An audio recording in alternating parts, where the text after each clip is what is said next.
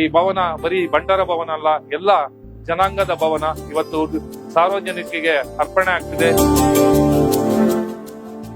ಇವತ್ತು ಉದ್ಘಾಟನಾ ಸಮಾರಂಭ ನಮಗೆಲ್ಲ ತುಂಬಾ ಖುಷಿ ಅನಿಸ್ತಾ ಇದೆ.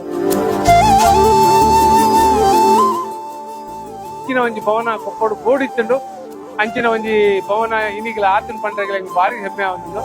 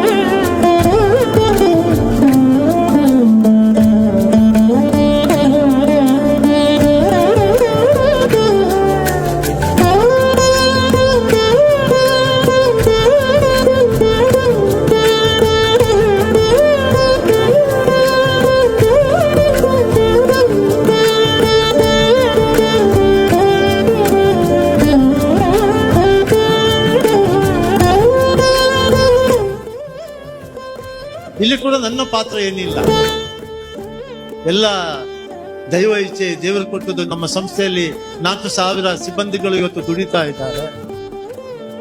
ಇದೆಲ್ಲ ಅವರು ಕೊಟ್ಟ ಕಾಣಿಕೆ, ಅವರದ್ದು ಕಾಂಟ್ರಿಬ್ಯೂಷನ್.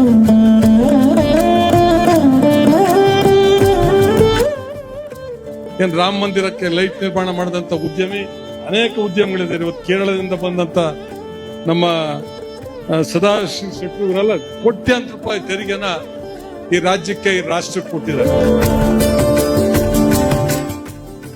ಬಡವರಿಗೆ ಕೊಟ್ಟಿರುವಂತ ಸಮಾಜ ಯಾವ್ದು ಕೇಳಿದ್ರೆ ಅದು ಬಂಟ ಸಮಾಜದ ಮುಖಂಡರು ಮಾತ್ರ ಅಂತ ನನಗನ್ಸುತ್ತೆ. ನನ್ನ ಜಾತಿ, ಧರ್ಮ, ವರ್ಗ ಎಲ್ಲವನ್ನು ಮೀರಿ ನನಗಿಂತ, ನನ್ನ ಜಾತಿಗಿಂತ, ನನ್ನ ಧರ್ಮಕ್ಕಿಂತ, ನನ್ನ ಬದುಕಿಗಿಂತ ದೇಶ ಮೊದಲು ಅಂತ ಹೇಳಿದವರು ಬಂಟರು. ಅದ್ರಲ್ಲಿ ಯಾರಿಗೆ ಅನುಮಾನಗಳು ಬೇಕು?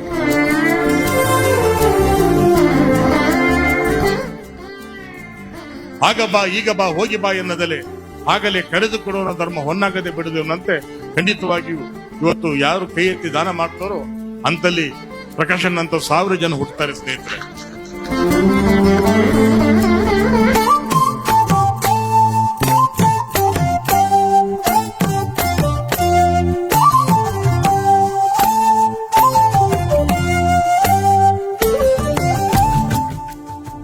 ಬಂಟರ ಭವನ ಹೌದು, ಆದ್ರೆ ಇದು ಕೊಪ್ಪದ ಆಸ್ತಿ. ಕೊಪ್ಪದ ಸರ್ವ ಜನಾಂಗದ ಭವನ ಆಗಿದೆ ಇದೀಗ.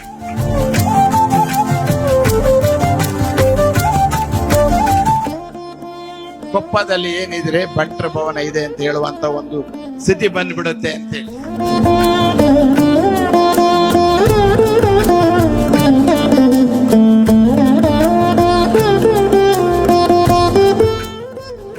ಇಂಥ ಒಂದು ಕೊಪ್ಪದಲ್ಲಿ ಇಂಥ ಒಂದು ಭವ್ಯವಾದ ಕಟ್ಟಡವನ್ನು ಕಟ್ಟೋದು ನಿಮ್ಗೆಲ್ಲರ ಶುಭಕಾಮನೆಗಳು.